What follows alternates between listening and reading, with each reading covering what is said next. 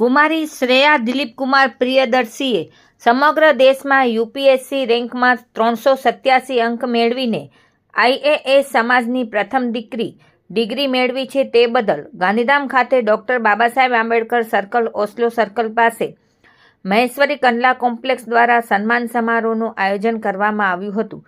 કાર્યક્રમમાં કુમારી શ્રેયા દિલીપકુમાર પ્રિયદર્શીનું ભવ્ય સન્માન કરવામાં આવ્યું. આ અવસરે સમાજના અગ્રણીઓ અને પ્રતિષ્ઠિત મહાનુભાવોની ઉપસ્થિતિમાં શ્રેયાબેનના નોંધપાત્ર સિદ્ધિઓને બિરદાવવામાં આવી હતી. કાર્યક્રમ દરમિયાન શ્રેયાબેનને શાલ ઓઢાવી, મોમેન્ટો આપી અને પુષ્પગુચ્છ અર્પણ કરી સન્માનિત કરવામાં આવ્યા હતા. ઉપસ્થિત મહાનુભાવોએ તેમના ઉજ્જવળ ભવિષ્ય માટે શુભેચ્છાઓ પાઠવી અને તેમની મહેનત તથા પ્રતિભાની પ્રશંસા કરી હતી. આ કાર્યક્રમમાં સમાજના સભ્યો, સામાજિક સંસ્થાઓ અને સ્થાનિક લોકો મોટી સંખ્યામાં હાજર રહી કાર્યક્રમને સફળ બનાવ્યો હતો. હેલો, મારું નામ શ્રેયા પ્રિયદર્શી છે. મેં યુપીએસસીની સીએસસી 2025માં ઓલ ઇન્ડિયા રેન્ક 387 ધરાવ્યો છે. આ યુપીએસસીની પરીક્ષા સમગ્ર ભારતમાં સૌથી કઠિન માનવામાં આવી જાય છે, જેમાં પાસિંગ પર્સન્ટેજ માત્ર 0.01% ગણાય છે. તેમાં 3 સ્ટેજ હોય છે: પ્રિલિમ્સ, મેન્સ અને ઇન્ટરવ્યૂ. અને તે બધા જ પાસ કરીને મેં આ ચોથા અટેમ્પમાં આટલો સારો રેન્ક ધરાવ્યો છે.